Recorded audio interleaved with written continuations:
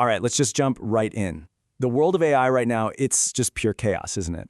You've got billion-dollar companies seemingly popping up overnight. I mean, even Sam Altman from OpenAI is hinting that we might be in a bubble. It's explosive, it's confusing, and honestly, if you're a founder or a builder, it's probably a little terrifying. So the big question is, how in the world do you even begin to navigate all this? And look, the stakes, they could not be higher. This quote from venture capitalist Manav Garg, it just hits the nail on the head. He says, you either catch the wave or you simply drown. And that really captures the urgency, because this isn't just another tech trend we're talking about. No, this is a fundamental shift. It's a tidal wave, and it's going to reshape everything. You either figure out how to ride it, or you're going to get pulled under. It's that simple. So let's talk about this AI gold rush. Where's the money actually going? It's so easy to get distracted by all the flashy new apps, right? But if you follow the money, the economics tell a completely different story.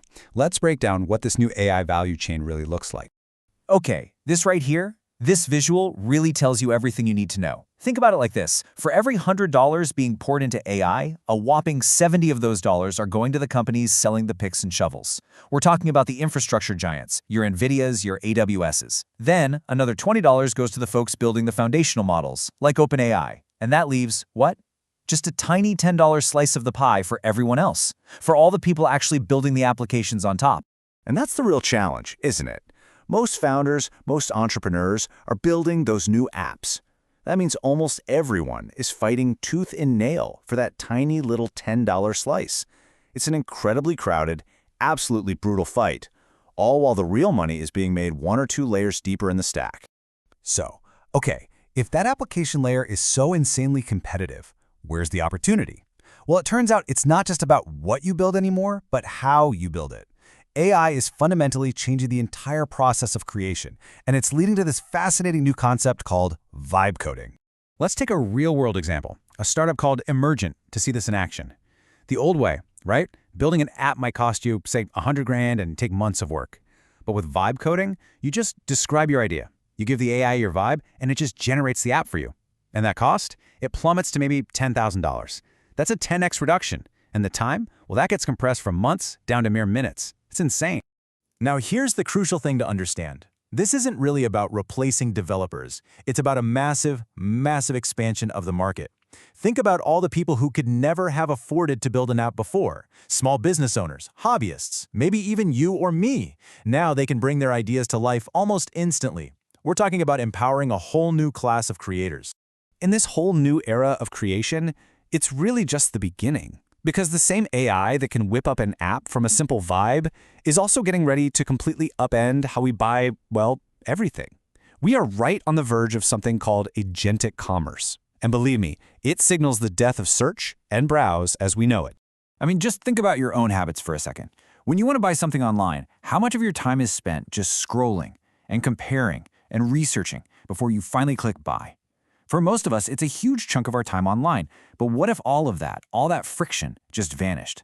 Well, that's the promise of agentic commerce. Just try to picture this for a second. You have a personal AI agent that's like your own private concierge. It knows you, it has your data, your preferences. So instead of you spending hours researching, say, health insurance plans, you just tell your agent what you need, and it does the rest. It goes out and negotiates the best deal with other AIs. It handles all the paperwork. It's a world without those endless forms, and thank goodness those frustrating customer service calls. This, of course, raises a massive, fascinating question. In this new world, who actually owns the customer? Who wins that battle? Is it going to be the established giants like Amazon and Google, or will a totally new wave of startups come out of nowhere and dominate this new agent-based economy? The future of e-commerce is completely up for grabs right now. Okay, so that's the big picture, the theory. But let's get practical. How do you actually build and launch a product in this chaotic new world? Well, Manav Garg lays out a super clear, step-by-step strategy for exactly that. So let's walk through this playbook. Step 1. You go big. You create this huge groundswell of excitement with a broad influencer marketing campaign. Once you've got that initial buzz, you move to step 2. You solidify your brand identity. This is where you define who you are, what you stand for. Then, and only then, do you start layering in performance marketing. But the whole time, the ultimate goal is to make a product that's so good, it just starts to grow all on its own. And let's be really clear here. This is not cheap. That first step, it requires a serious commitment. We're talking a minimum budget of $100,000, maybe more, just to give that influencer push the 6 months it needs to actually work. You can't just dabble in this for a few weeks and expect results. But here's the magic number. Here's the metric that tells you if you're really, truly winning. Within 6 months, you need to see at least 50% of your new customers coming from organic word of mouth. If you're not hitting that number, it's a brutal truth, your product just isn't good enough, and no amount of marketing money is going to save you. So you have to think of paid marketing as just a bridge. It's a temporary tool to get your product into enough hands to hopefully spark that genuine, self-sustaining love. Because the ultimate goal, the holy grail, is to build something so remarkable that your users basically become your marketing department. Okay, this brings us to the final and honestly the most important piece of the entire puzzle. Because at the end of the day, it's not about the tech, it's not about the funding, it's not even about the marketing. It's about your mindset. If you want to build something that truly lasts, you have to start thinking like an Olympic champion. So what does that mean? It means focusing on a hard problem. And a hard problem is way more than just a difficult challenge. It's your ultimate strategic advantage. The classic example is Google.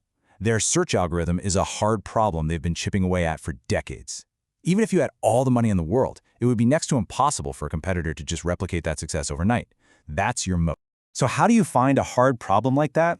You have to act like a great doctor. You know, a patient comes in, they've got 5 different symptoms. A bad doctor just treats the symptoms one by one. But a great doctor, they figure out the one single underlying disease that's causing all of them. And that's exactly what great founders do. They listen to all the customer feedback, all the noise, but they laser focus on solving that one single core pain point. And here's the thing. The biggest opportunities in AI right now, they probably aren't in those flashy, cool consumer apps. They're in the boring, unsexy, but absolutely essential industries that power our entire world. We're talking CRM, HR, legal tech. So the real question to leave you with is this. Which boring industry is next? And are you ready to be the one to disrupt it? Because the future, it's just waiting to be built.